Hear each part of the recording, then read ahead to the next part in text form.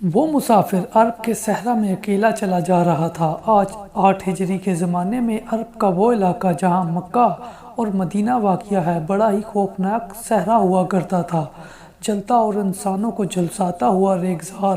ایک تو صحرا کی اپنی صعوبتیں تھیں، دوسرا خطرہ رہزنوں کا بھی تھا۔ مسافر قافلوں کی صورت میں سفر کیا کرتے تھے، لیکن یہ مسافر اکیلا ہی چلا جا رہا تھا۔ وہ اعلیٰ نسل کے جنگی گھوڑے پر سوار تھا۔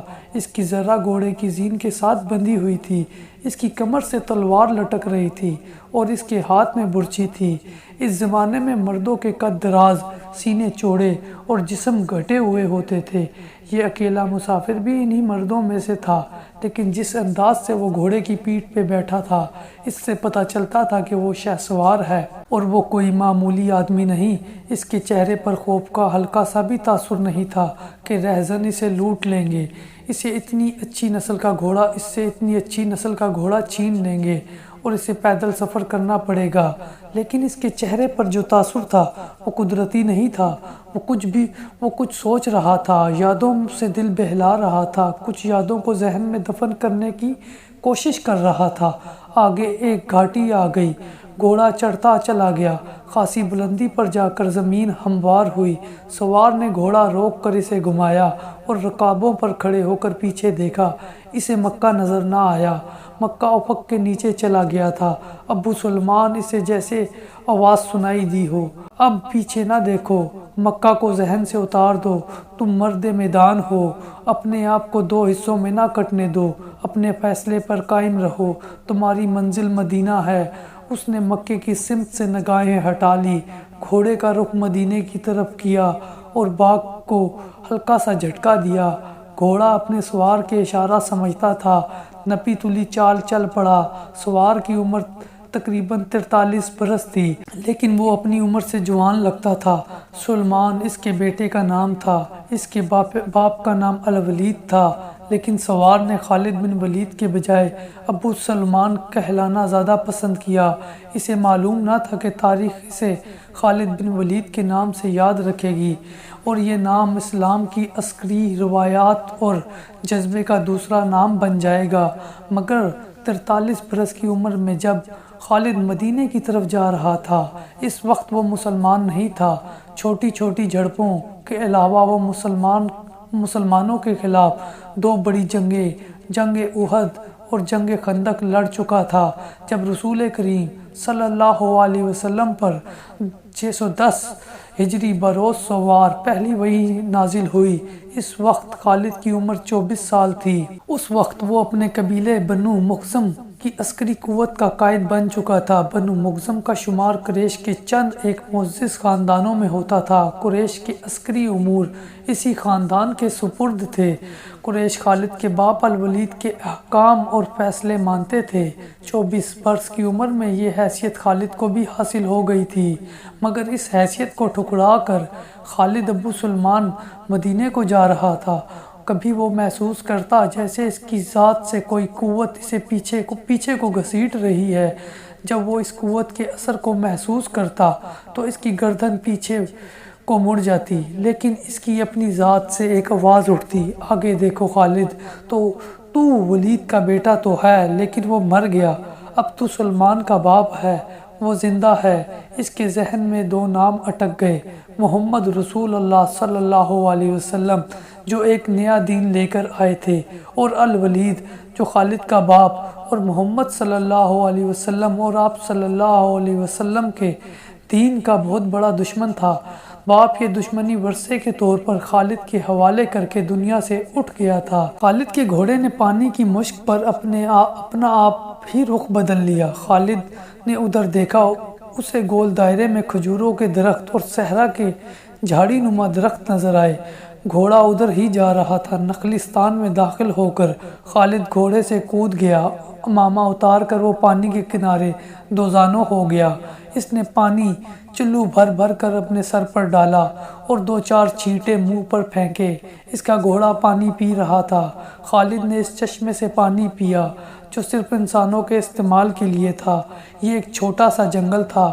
خالد نے گھوڑے کی زین اتاری اور زین کے ساتھ بندھی ہوئی چھوٹی سی ایک دری کھول کر جھاڑی نما درختوں کے جھنڈ تلے بچھائی اور وہ لیٹ گیا۔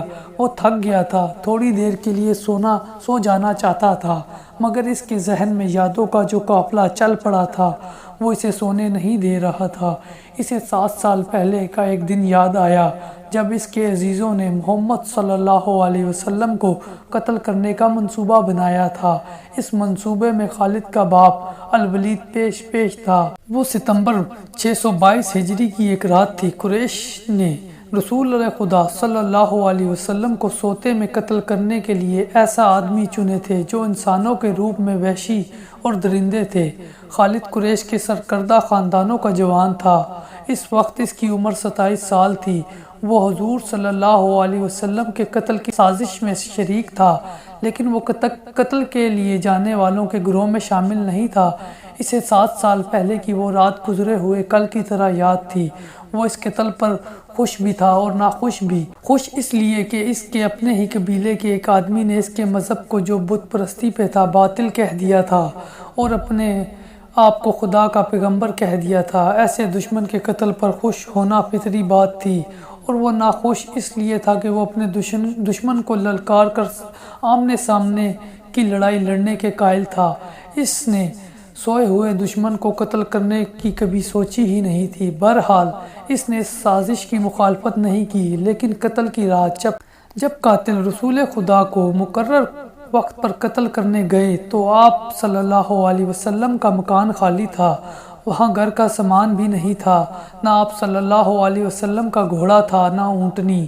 قریش اس امید پر سوئے ہوئے تھے کہ صبح انہیں خوشخبری ملے گی کہ ان کے مذہب کو جھٹلانے اور انہیں اپنے نئے مذہب کی طرف بلانے والا قتل ہو گیا، مگر صبح وہ ایک دوسرے کو مایوسی کے عالم میں دیکھ رہے تھے۔ پھر وہ سرگوشیوں میں ایک دوسرے سے پوچھنے لگے، محمد کہاں گیا؟ رسول خدا صلی اللہ علیہ وسلم قتل کے وقت سے پہلے اپنے قتل کی سازش سے آگاہ ہو کر یثرب مدینے کو ہجرت کر گئے تھے۔ صبح تک آپ صلی اللہ علیہ وسلم بہت دور نکل گئے تھے۔ خالد کے ذہن سے یادیں پھوٹتی چلی آ رہی تھی۔ ذہن پیچھے ہی پیچھے ہٹتے ہٹتے 16 برس دور جا نکلا۔ 613 عیسوی کی ایک شام رسول کریم صلی اللہ علیہ وسلم نے قریش کے چند ایک سرکردہ افراد کو اپنے ہاں کھانے پر مدعو کیا۔ کھانے کے بعد رسول کریم صلی اللہ علیہ وسلم نے اپنے مہمانوں سے کہا، اے بنی ابو المطلب، میں تمہارے سامنے جو تحفہ پیش کرنے لگا ہوں وہ عرب کا کوئی اور شخص پیش نہیں کر سکتا، اس لیے کہ اللہ نے مجھے منتخب کیا ہے۔ مجھے اللہ نے حکم دیا ہے کہ تمہیں ایک ایسے مذہب کی طرف بلاؤ جو تمہاری دنیا کے ساتھ تمہاری عاقبت بھی آسودہ اور مسرور کر دے۔ اس طرح رسول خدا نے پہلی وحی کے نزول کے 3 سال بعد اپنے قریبی عزیزوں کو اسلام قبول کرنے کی دعوت دی۔ خالد اس محفل میں نہیں تھے، اس کا باپ مدعو تھا۔ اس نے خالد کو مذاق اڑانے کے انداز میں بتایا تھا کہ عبد المطلب کے پوتے محمد صلی اللہ علیہ وسلم نے کہا ہے کہ وہ اللہ کا بھیجا ہوا نبی ہے۔ ہم جانتے ہیں کہ عبد المطلب قریش کا ایک سردار تھا۔ الولید نے اپنے بیٹے خالد سے کہا، بے شک محمد صلی اللہ علیہ وسلم کا خاندان اعلیٰ حیثیت رکھتا ہے، لیکن نبوت کا دعویٰ اس خاندان کا کوئی فرد کیوں کرے؟ اللہ کی قسم اور حبل اور عزا کی، میرے خاندان کا رتبہ کسی سے کم نہیں۔ کیا نبوت کا دعویٰ کر کے کوئی ہم سے اونچا ہو سکتا ہے؟ آپ نے اسے کیا کہا؟ خالد نے پوچھا۔ پہلے تو ہم چپ ہو گئے، پھر ہم ہنس پڑے۔ الولید نے کہا، لیکن محمد کے چچا زاد بھائی علی نے محمد کی نبوت کو قبول کر لیا ہے۔ خالد اپنے باپ کی طنزیہ ہنسی کو بھولا نہیں تھا۔ خالد کو 629 عیسوی کے ایک روز مکہ اور مدینہ کے راستے میں ایک نخلستان میں لیٹے ہوئے وہ وقت یاد آ رہا تھا۔ رسول صلی اللہ علیہ وسلم جن کی نبوت کو قریش کے سردار قبول نہیں کر رہے تھے، اس نبوت کو لوگ قبول کرتے چلے جا رہے تھے۔ ان میں اکثریت نوجوانوں کی تھی، بعض مفلس لوگوں نے بھی اسلام قبول کر لیا۔ اس سے نبی کریم صلی اللہ علیہ وسلم کے حوصلے میں جان آ گئی اور آپ صلی اللہ علیہ وسلم نے اسلام کی تبلیغ تیز کر دی۔ آپ صلی اللہ علیہ وسلم بت پرستی کے خلاف تھے۔ مسلمان ان 360 بتوں کا مذاق اڑاتے تھے جو کعبے کے اندر اور باہر رکھے ہوئے تھے۔ طلوع اسلام سے پہلے عرب کے ایک خدا کو مانتے تھے اور پوجتے ان بتوں کو تھے۔ وہ دیویاں اور دیوتا کہتے اور انہیں اللہ کے بیٹے اور بیٹیاں مانتے تھے۔ وہ ہر بات میں اللہ کی قسم کھاتے تھے۔ قریش نے دیکھا کہ محمد صلی اللہ علیہ وسلم کے جس دین کا انہوں نے مذاق اڑایا تھا وہ مقبول ہوتا جا رہا ہے۔ انہوں نے آپ صلی اللہ علیہ وسلم کی تبلیغی سرگرمیوں کے خلاف محاذ بنا لیا اور مسلمانوں کا جینا حرام کر دیا۔ خالد کو یاد آ رہا تھا کہ اس نے اللہ کے رسول صلی اللہ علیہ وسلم کو گلیوں اور بازاروں میں لوگوں کو اکٹھا کر کے انہیں اسلام قبول کرنے کی دعوت دیتے اور بتاتے دیکھا تھا کہ بت انہیں نہ فائدہ دے سکتے ہیں نہ نقصان۔ عبادت کے لائق صرف اللہ ہے جو واحد لا شریک ہے۔ رسول خدا صلی اللہ علیہ وسلم کی مخالفت کے قائد قریش کے 4 سردار تھے۔ ایک تو خالد کا باپ الولید تھا، دوسرا نبی کریم صلی اللہ علیہ وسلم کا اپنا چچا ابو لہب تھا، تیسرا ابو سفیان اور چوتھا ابو الحکم تھا جو خالد کا چچا زاد بھائی تھا۔ مسلمانوں پر سب سے زیادہ ظلم و تشدد اسی شخص نے کیا تھا۔ وہ جہالت کی حد تک کینہ پرور اور مسلم کش تھا، اسی لیے مسلمان اسے ابو جہل کہنے لگے تھے۔ یہ نام اتنا عام ہوا کہ لوگ جیسے اس کا اصل نام ہی بھول گئے۔ تاریخ نے بھی اس پستہ قد بھینگے اور لوہے کی طرح مضبوط آدمی کو ابو جہل کے نام سے ہی یاد رکھا۔ خالد کو یہ یادیں پریشان کرنے لگی، شاید شرمسار بھی۔ قریش کے لوگوں نے رسول خدا صلی اللہ علیہ وسلم کے گھر میں کئی بار غلاظت پھینکی تھی۔ جہاں کوئی مسلمان اسلام کی تبلیغ کر رہا ہوتا وہاں قریش کے آدمی جا پہنچتے اور ہلڑ مچاتے تھے۔ بد اخلاق اور دھتکارتے ہوئے آدمیوں کو رسول خدا صلی اللہ علیہ وسلم کو پریشان کرتے رہنے کا کام پر لگا دیا گیا تھا۔ خالد کو یہ اطمینان ضرور تھا کہ اس کے باپ نے محمد صلی اللہ علیہ وسلم کے خلاف ایسی کوئی گھٹیا حرکت نہیں کی تھی۔ وہ 2 مرتبہ قریش کے 3-4 سرداروں کو ساتھ لے کر رسول خدا صلی اللہ علیہ وسلم کے چچا ابو طالب کے پاس یہ کہنے گیا تھا کہ وہ اپنے بھتیجے رسول خدا کو بتوں کی توہین اور نبوت کے دعوے سے روکے ورنہ وہ کسی کے ہاتھوں قتل ہو جائے گا۔ ابو طالب نے ان لوگوں کو دونوں مرتبہ ٹال دیا۔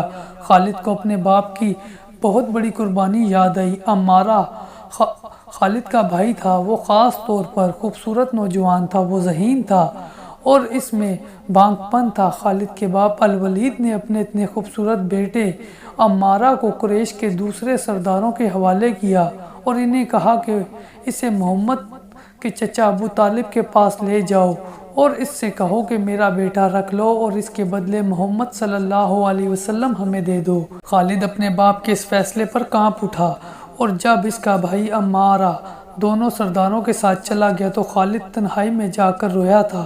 ابو طالب سرداروں نے عمارہ کو رسول کریم کے چچا کے آگے کر کے کہا تھا، اسے تم جانتے ہو، یہ عمارہ بن ولید ہے۔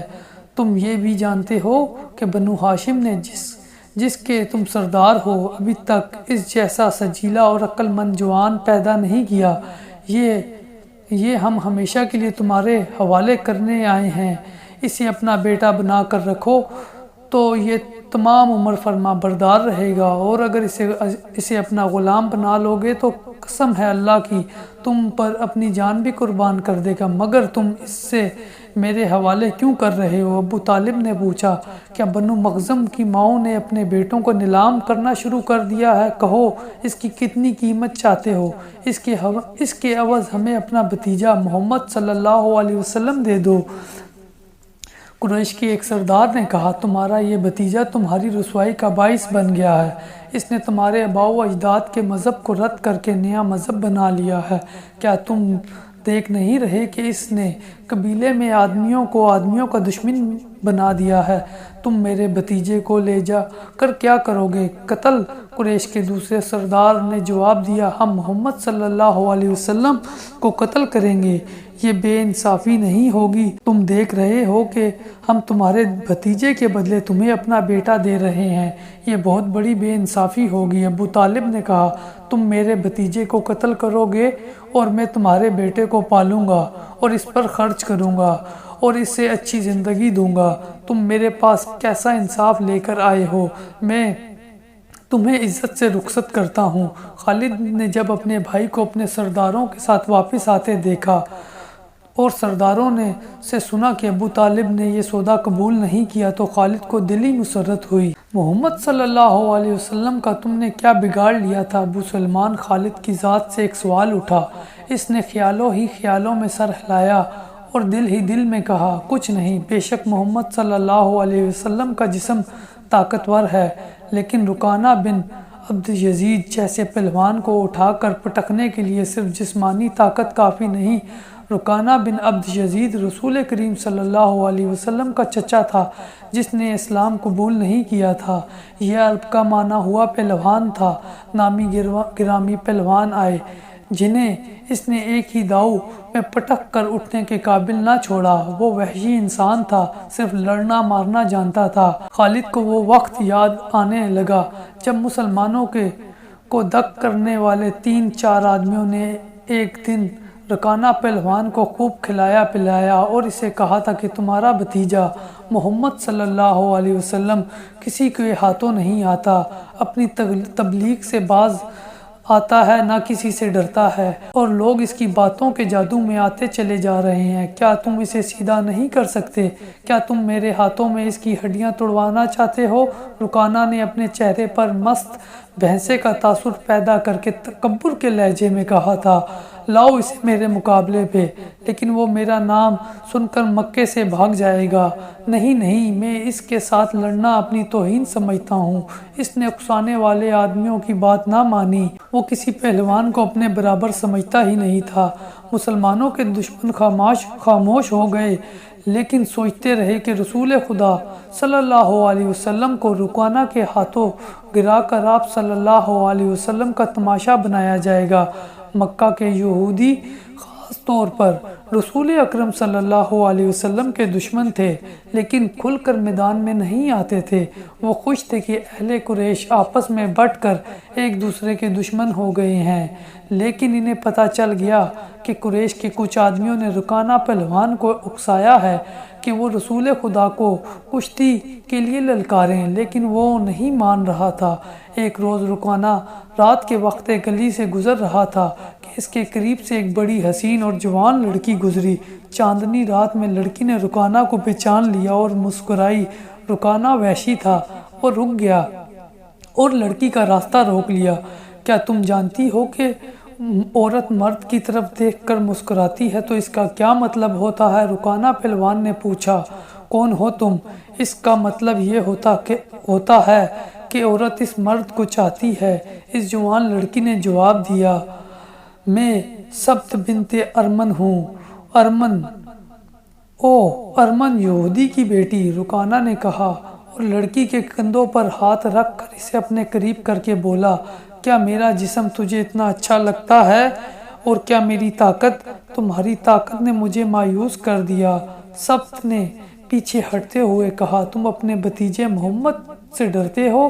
کون کہتا ہے؟ رکانہ نے گرج کر پوچھا۔ سب کہتے ہیں، سبت نے کہا، پہلے محمد کو گراؤ، میں اپنا جسم تمہیں انعام میں دے دوں گی۔ اللہ کے بیٹوں اور بیٹیوں کی قسم، تیری بات پوری کر کر تیرے سامنے آؤں گا۔ رکانہ نے کہا، لیکن تو نے غلط سنا ہے کہ میں محمد سے ڈرتا ہوں۔ بات یہ ہے کہ میں اپنے سے کمزور کے ساتھ لڑنا اپنی توہین سمجھتا ہوں، لیکن تیری بات پوری کروں گا۔ مشہور مورخ ابن ہشام نے لکھا ہے کہ رسول کریم صلی اللہ علیہ وسلم نے خود رکانہ پہلوان کو کشتی کے لیے للکارا تھا، لیکن دوسرے مورخ ابن الاسیر نے جو شہادت پیش کی ہے وہ صحیح ہے کہ رکانہ نے محمد صلی اللہ علیہ وسلم کو کشتی کے لیے للکارا اور اس نے کہا تھا، میرے بھائی کے بیٹے، تم بڑے دل اور بڑی جرت والے آدمی ہو، میں یہ بھی جانتا ہوں کہ تم جھوٹ بولنے سے نفرت کرتے ہو، لیکن مرد کی جرت اور صداقت کا پتہ اکھاڑے میں چلتا ہے۔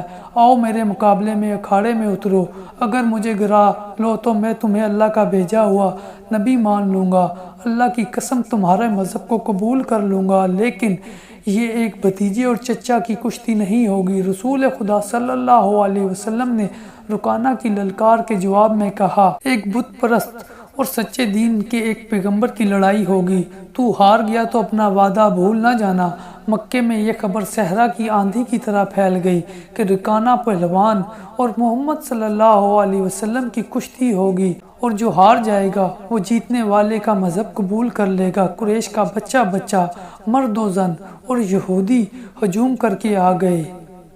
مسلمانوں کی تعداد بہت تھوڑی تھی، وہ تلواروں اور برچھیوں سے مسلح ہو کر آئے، کیونکہ انہیں خطرہ محسوس ہو رہا تھا کہ قریش کشتی کو بہانہ بنا کر رسول خدا صلی اللہ علیہ وسلم کو قتل کر دیں گے۔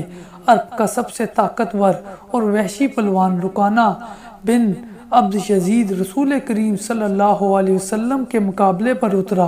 اس نے رسول خدا صلی اللہ علیہ وسلم پر طنزیہ نظر ڈالی اور آپ صلی اللہ علیہ وسلم پر بھپتی کسی۔ آپ صلی اللہ علیہ وسلم مکمل خاموشی اور اطمینان سے رکانہ کی آنکھوں میں آنکھیں ڈال کر دیکھ رہے تھے کہ وہ بے خبری میں کوئی داؤ نہ کھیل جائے۔ رکانہ آپ صلی اللہ علیہ وسلم کے ارد گرد یوں گھوما جیسے اپنے شکار کے ارد گرد گھوم گیا ہو اور اب اسے کھا جائے گا۔ رسول اکرم صلی اللہ علیہ وسلم کا مذاق اڑا رہا تھا۔ مسلمان خاموش تھے، وہ دل ہی دل میں اللہ کو یاد کر رہے تھے۔ انہوں نے اپنی تلوار کے دستوں پر ہاتھ رکھے ہوئے تھے، پھر نہ جانے کیا ہوا۔ رسول کریم صلی اللہ علیہ وسلم نے کیا داؤ کھیلا۔ ابن الاسیر کہتے ہیں کہ آپ صلی اللہ علیہ وسلم نے رکانہ کو اٹھا کر زمین پر پٹک دیا۔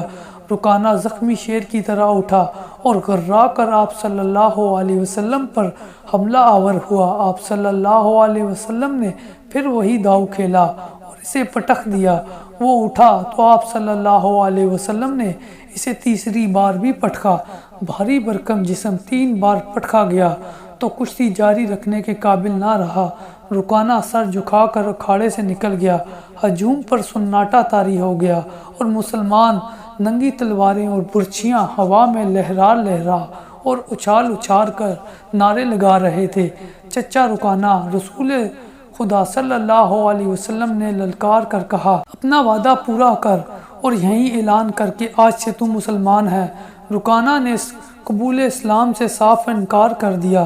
یہ طاقت جسمانی نہیں تھی۔ خالد نے نخلستان میں لیٹتے اپنے آپ سے کہا، رکانہ کو یوں 3 بار پٹکنا تو دور کی بات، اسے کوئی پچھاڑ بھی نہ سکا تھا۔ رسول اکرم صلی اللہ علیہ وسلم کا تصور خالد کے ذہن میں نکھر آیا۔ وہ آپ صلی اللہ علیہ وسلم کو اچھی طرح سے جانتا تھا، لیکن اب وہ محسوس کر رہا تھا جیسے وہ محمد صلی اللہ علیہ وسلم کوئی اور تھے جنہیں وہ بچپن سے جانتا تھا۔ اس کے بعد آپ صلی اللہ علیہ وسلم جو رخ اختیار کیا تھا، اس میں خالد آپ صلی اللہ علیہ وسلم کو نہیں پہچانتا تھا۔ نبوت کے دعوے کے بعد خالد آپ صلی اللہ علیہ وسلم کے ساتھ بول چال بند کر گیا تھا اور وہ آپ صلی اللہ علیہ وسلم کے ساتھ 2 ہاتھ کرنا چاہتا تھا، لیکن وہ رکانہ کی طرح پہلوان نہیں تھا۔ وہ میدان جنگ میں لڑنے والا اور لڑوانے والوں کی قیادت کرنے والا جنگجو تھا۔ جب مسلمان فوج کی صورت میں لڑنے کے قابل ہوئے اور قریش کے ساتھ ان کا پہلا معرکہ ہوا، اس وقت خالد کے لیے ایسے حالات پیدا ہو گئے تھے کہ وہ اس معرکے میں شامل نہیں ہو سکا تھا۔ اس کا اسے بہت افسوس تھا۔ یہ معرکہ بدر کا تھا، جس میں 313 مجاہدین اسلام نے 1000 قریش کو شکست دی تھی۔ خالد دانت پیستا رہ گیا تھا، لیکن اس روز جب وہ نخلستان میں لیٹا ہوا تھا، اسے خیال آیا کہ 313 نے 1000 کو کس طرح شکست دی ہوگی۔ اس نے شکست کھا کے آنے والوں سے پوچھا تھا کہ مسلمانوں میں وہ کون سی خوبی تھی جس نے انہیں فتح یاب کیا تھا۔ خالد اٹھ بیٹھا اور انگلی سے ریت پر بدر کے میدان کے خد و خال بنا کر قریش اور مسلمانوں کی پوزیشنیں اور مارکے کے دوران دونوں کی چالوں کی لکیریں بنانے لگا۔ باپ نے اسے فن حرب و ضرب کا ماہر بنا دیا تھا۔ بچپن میں اسے گھوڑ سواری سکھائی، لڑکپن میں اسے اکھڑا اور منہ زور گھوڑوں کو قابو میں لانے کے قابل بنایا۔ نوجوانی میں وہ شہ سوار بن چکا تھا، شتر سواری میں بھی وہ ماہر تھا۔ اس کا باپ ہی اس کا استاد تھا۔ اس نے خالد کو نہ صرف سپاہی بلکہ سالار بنایا تھا۔ خالد کو جنگ و جدل اتنی اچھی لگی کہ وہ لڑنے اور لڑانے کے طریقوں پر غور کرنے لگا اور جوانی میں فوج کی قیادت کے قابل ہو گیا تھا۔ اسے بدر کی لڑائی میں شامل نہ ہو سکنے کا افسوس تھا اور وہ انتقام کے طریقے سوچتا رہتا تھا، لیکن اب اس کی سوچوں کا دھارا اور طرف چل پڑا تھا۔ مکے سے روانگی سے کچھ عرصہ پہلے سے وہ اس سوچ میں کھو گیا تھا کہ رسول اکرم صلی اللہ علیہ وسلم نے رکانہ پہلوان کو 3 بار پٹکا تھا اور بدر میں آپ صلی اللہ علیہ وسلم نے محض 313 مجاہدین سے 1000 کے لشکر کو شکست دی تھی۔ یہ کوئی اور ہی قوت تھی، لیکن بدر کے مارکے کے بعد اس کے دل میں مسلمانوں کے خلاف انتقام کی آگ سلگ رہی تھی۔ مسلمان مارکہ بدر میں قریش کے بہت سے آدمیوں کو قیدی بنا کر لے گئے تھے۔ قریش کے سرداروں کے لیے یہ صدمہ تھا ہی، اس کا بہت بڑا اور برا اثر خالد بن ولید پر پڑا اور اسے یاد تھا کہ جب بدر کا مارکہ لڑا جا رہا تھا اور مکہ میں کوئی خبر نہیں پہنچ رہی تھی کہ مارکے کا انجام کیا ہوا، مکہ کے لوگ بدر کی سمت دیکھتے رہتے کہ ادھر سے کوئی سوار دوڑا آئے گا اور فتح کی خبر سنائے گا۔ آخر ایک روز ایک شتر سوار آتا نظر آیا، لوگ اس کی طرف دوڑ پڑے۔ سوار نے عرب کے رواج کے مطابق اپنا کرتا پھاڑ دیا تھا اور وہ روتا آ رہا تھا۔ بری خبر لانے والے قاصد ایسا ہی کیا کرتے تھے۔ وہ جب لوگوں کے درمیان پہنچا تو اس نے روتے ہوئے بتایا کہ اہل قریش کو بہت بری شکست ہوئی ہے۔ جس کے عزیز رشتہ دار لڑنے گئے تھے وہ ایک دوسرے سے آگے بڑھ بڑھ کر ان کے متعلق پوچھتے تھے کہ وہ زندہ ہیں، زخمی ہیں یا مارے گئے۔ شکست خوردہ قریش پیچھے آ رہے تھے۔ مارے جانے والوں میں 17 افراد خالد کے قبیلے بنو مخزم کے تھے اور ان سب کے ساتھ خالد کا خون کا بڑا قریبی رشتہ تھا۔ ابو جہل بھی مارا گیا تھا۔ خالد کا بھائی جس کا نام ولید تھا جنگی قیدی بن گیا تھا۔ ابو سفیان جو قریش کے سرداروں کا سردار تھا اور اس کی بیوی ہند بھی موجود تھی۔ کچھ میرے باپ اور میرے چچا کے متعلق بتائے قاصد، ہند نے پوچھا۔ تمہارا باپ عتبہ، علی اور حمزہ کے ہاتھوں مارا گیا، قاصد نے کہا، اور تمہارا چچا شیبہ کو اکیلے حمزہ نے قتل کیا اور تمہارا بیٹا حنظلہ علی کے ہاتھوں مارا گیا ہے۔ ابو سفیان کی بیوی ہند نے پہلے تو علی اور حمزہ کو بلند آواز سے برا بھلا کہا، پھر بولی، اللہ کی قسم میں اپنے باپ اور اپنے چچا اور اپنے بیٹے کے خون کا بدلہ لوں گی۔ ابو سفیان پر خاموشی طاری تھی۔ خالد کا خون کھول رہا تھا۔ قریش کے 70 آدمی مارے گئے تھے اور جو جنگی قیدی ہوئے تھے ان کی تعداد بھی اتنی ہی تھی۔ خالد اٹھا، دڑی جھاڑ کر لپیٹی اور گھوڑے کی زین کے ساتھ باندھ کر سوار ہوا اور مدینے کی سمت چل پڑا۔ اس نے ذہن کو یادوں سے خالی کر دینا چاہا، لیکن اس کا ذہن مدینے پہنچ جاتا جہاں رسول اکرم صلی اللہ علیہ وسلم تھے اور جو تبلیغ اسلام کا مرکز بن گیا تھا۔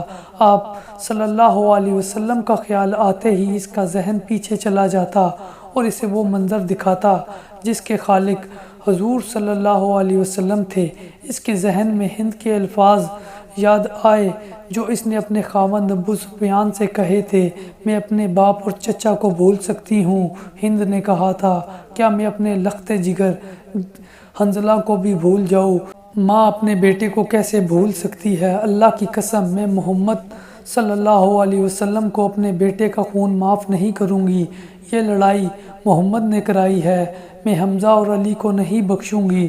وہ میرے باپ، میرے چچا اور میرے بیٹے کے قاتل ہیں۔ میرے خون کو صرف میرے بیٹے کا قتل گرما رہا ہے۔ ابو سفیان نے کہا، مجھ پر اپنے بیٹے کے خون کا انتقام فرض ہو گیا ہے۔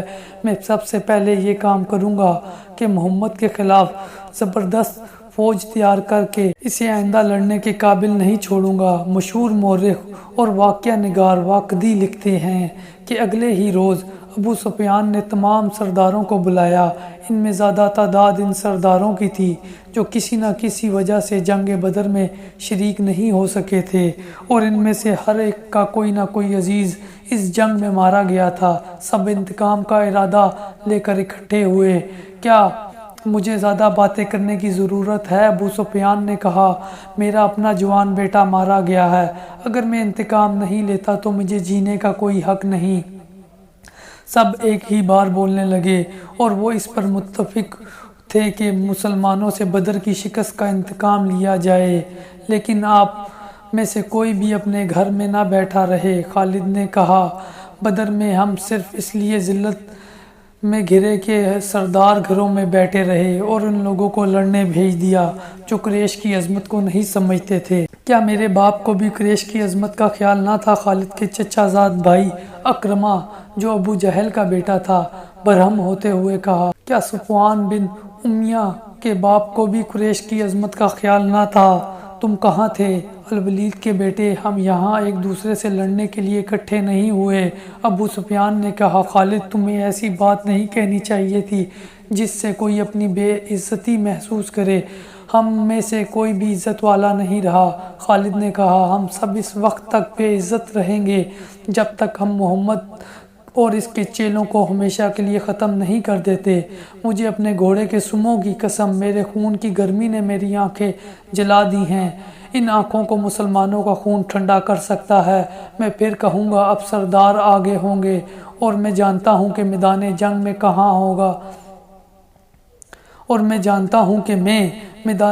میں کہاں ہوگا، لیکن جنگ میں ہمارا جو سردار ہوگا، میں اس کے حکم کا پابند رہوں گا، اور اگر میں سمجھوں گا کہ مجھے سردار نے ایسا حکم دیا ہے جو ہمیں نقصان دے گا تو میں ایسا حکم نہیں مانوں گا۔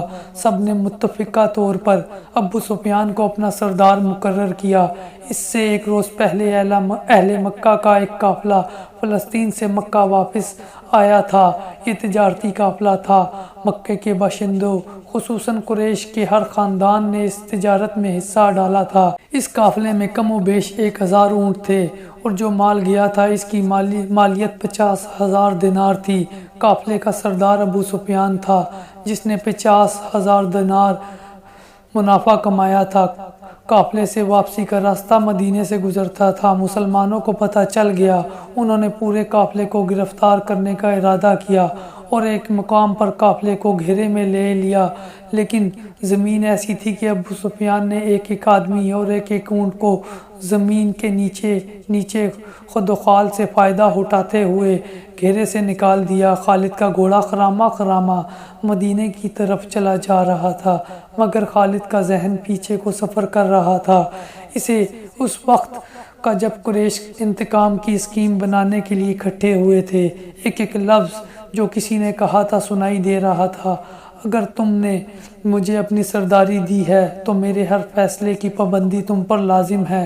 ابو سفیان نے کہا، میرا پہلا فیصلہ یہ ہے کہ میں نے ابھی 50,000 دینار منافع سب میں تقسیم نہیں کیا، وہ میں تقسیم نہیں کروں گا، یہ مسلمانوں کے خلاف فیصلہ کن جنگ میں استعمال ہوگا۔ مجھے اور میرے خاندان کو یہ فیصلہ منظور ہے۔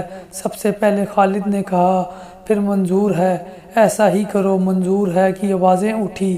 میرا دوسرا حکم یہ ہے، ابو سفیان نے کہا، کہ جنگ بدر میں ہمارے جو آدمی مارے گئے ہیں، ان کے لواحقین اور آہ زاری کر رہے ہیں، میں نے مردوں کو دھاڑیں مارتے اور عورتوں کو بین کرتے سنا ہے۔ اللہ کی قسم، جب آنسو بہہ جاتے ہیں تو انتقام کی آگ سرد ہو جاتی ہے۔ آج سے بدر کے مقتولین پر کوئی نہیں روئے گا۔ اور میرا تیسرا حکم یہ ہے کہ مسلمانوں نے بدر کی لڑائی میں ہمارے جن آدمیوں کو قید کیا ہے، ان کی رہائی کے لیے کوئی کوشش نہیں کی جائے گی۔ تم جانتے ہو کہ مسلمانوں نے قیدیوں کی رہائی کے لیے ان کے درجے مقرر کر دیے ہیں، اور ان کا فدیہ 1000 سے 40 درہم مقرر کیا گیا ہے۔ ہم مسلمانوں کو 1 درہم بھی نہیں دیں گے، وہ یہ رقم ہمارے ہی خلاف استعمال کریں گے۔ خالد گھوڑے کی پیٹھ پہ بیٹھے اور مدینے کی طرف جاتے ہوئے جب وہ لمحہ یاد آ رہے تھے تو اس کی مٹھیاں بند ہو گئیں، غصے کی لہر اس کے سارے وجود میں بھر گئی۔ وہ وقت بہت پیچھے رہ گیا تھا، لیکن اب اس کے اندر غصہ بیدار ہو گیا تھا۔ اسے غصہ اس بات پہ آیا کہ اجلاس میں طے تھا کہ مسلمانوں کے پاس مکے کا کوئی آدمی اپنے قیدی کو چھڑانے مدینے نہیں جائے گا، لیکن ایک آدمی چوری چھپے مدینے چلا جاتا اور اپنے عزیز رشتہ دار کو رہا کرا لاتا۔ ابو سفیان نے اپنا حکم واپس لے لیا۔ خالد کا اپنا ایک بھائی جس کا نام ولید تھا مسلمانوں کے پاس قیدی تھا۔ اگر اس وقت قریش اپنے بہت سے قیدی رہا نہ کرا کر لائے ہوتے تو خالد اپنے بھائی کی رہائی کے لیے کبھی نہ جاتا۔ اسے اپنے بھائی نے مجبور کیا تھا کہ ولید کی رہائی کے لیے جائے۔ خالد کو یاد آ رہا تھا کہ وہ اپنے وقار کو ٹھیس پہنچانے پر آمادہ نہیں ہو رہا تھا، لیکن اسے خیال یہ تھا کہ رسول کریم صلی اللہ علیہ وسلم بھی اسی کے قبیلے کے تھے اور آپ صلی اللہ علیہ وسلم کے پیروکار یعنی جو مسلمان ہو گئے تھے وہ بھی قریش اور اہل مکہ سے تھے، اور وہ آسمان سے تو نہیں اترے تھے۔ وہ اتنے جری اور دلیر تو نہیں تھے کہ 313 کی تعداد میں 1000 کو شکست دے سکتے۔ اب ان میں کیسی قوت آ گئی کہ وہ ہمیں نیچا دکھا کر ہمارے آدمیوں کی قیمتیں مقرر کر رہے ہیں۔